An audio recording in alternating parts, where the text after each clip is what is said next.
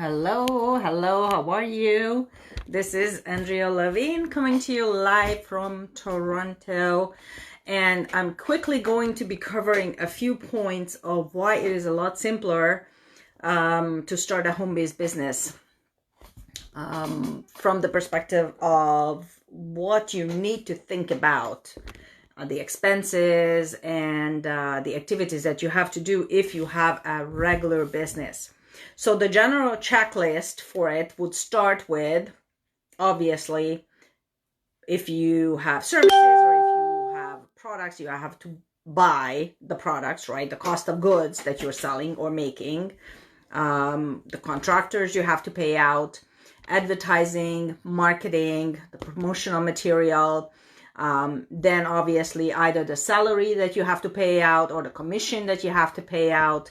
Then you have to rent the location of your office or your factory, transportation expenses, vehicle expenses, traveling, airfare, lodging, meals and entertainment for business purposes, equipment purposes, supplies. It's so many that I have to read them up. Insurance, postage, shipping, delivery, home office deduction if that's what you have, utilities, websites, repairs, maintenance, legal, professional, certification licenses, education, training, subscriptions, dues, and all kinds of extra things, logistics, obviously. All those expenses, hi Cheryl, how are you? All those expenses will add up. Now, a lot of these expenses you have to have up front. And when you even think about, let's say, starting a franchise where everything is pre-done for you, it's a huge expense. And most people will have to take a loan out to do that, right? So do we have that kind of money? Do we want to take that kind of risk? Not everybody's cut out for it. When we are thinking about how much extra money we really want to make and how much effort we need to put in to have our own business, you weigh the pros and the cons, right? So that's why a lot of people go and have a home-based business. However, here, most of the people would say, oh, I'm not a good salesperson. I'm not salesy. I don't want to sell anything, right?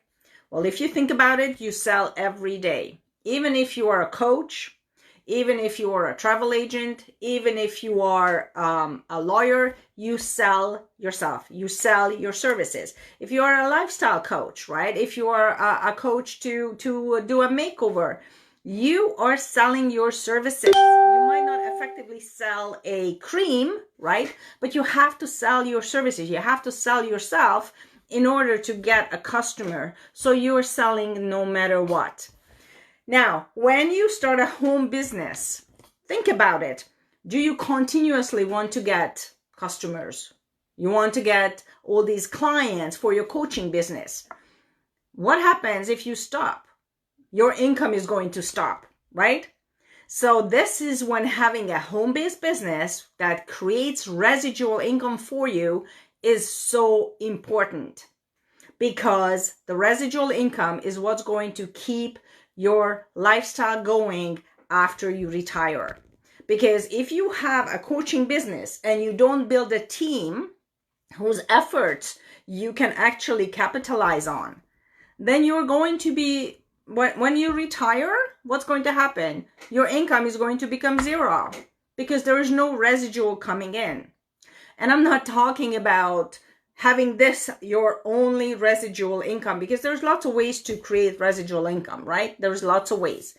So if you don't want to have a home-based business and you have a good chunk of money, you can invest it, right? You can invest in real estate, you can invest in Bitcoin, you can invest in stock market. There's a lot of ways to do that. The smartest way is to capitalize on a team effort. And I know you're going to say that, oh, but that's taking advantage of people.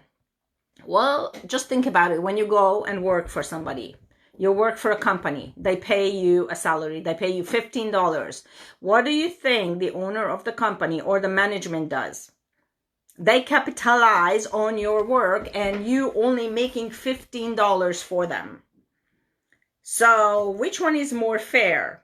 To actually have a team of people that work and they can make as much money as the effort that they put in, given the fact that they are coachable, teachable, and they really, really want to work and they want to make something of themselves, as opposed to going to work and make $15 an hour. Same setup, right? It's a team effort. People in the company are the team of the people of the management, right? So when you have a home-based business, just open your mind and look at the big picture that it's the same thing. When you build the team, you're not taking advantage of anybody. Because if you don't do nothing, most compensation plans will pay you nothing. And this is what a lot of people don't know before they start a home-based business. All they see when the opportunity is presented to them that they have to sell and they have to build a team taking advantage of people. That's not the case. If you don't do nothing, your team, your people will make money. You will make nothing. So you have to put in just as much effort as you teaching your team to put in. But you're giving people an opportunity to actually make something of themselves and make money for themselves, not just the $15 an hour. And I have to say, a lot of people are comfortable with the money that they are making with a job. Nothing wrong with that. Keep your job. It gives you security. It pays the bills, right? But what about that extra $500 to $1,500 an extra a month that would give you that extra nice trip, or would give you that nice car, or it would pay for your kids' tuition for college or university, or it would pay for your kids' wedding, or it would put your mind at ease that maybe your parents, if they need to go into long-term care, right, that's taken care of. Or let's say you have grandkids and you want to do something nice for them, but your retirement income is not enough. But with this, you actually would be able to help them, right? And make that extra $500 to $1,500, which is not much, right? So you don't have to give up a lot. You don't have to disturb your lifestyle. But this way, you would be able to add to it. And without a huge effort, a huge investment that you would have to cough up for a regular business, right? With all the risks that they come with it, what do you have to lose with a home-based business? Pretty much that $150, $200, maybe $1,000 that you need to get started with it, which you most of the time get you products for, so it's not like money thrown out the window, right? So that's the pros and the cons. When you have your own business, like a brick and mortar business, you have the risks and the expenses that come with it. When you have a home-based business, zero risk, zero overhead, and very, very low investment.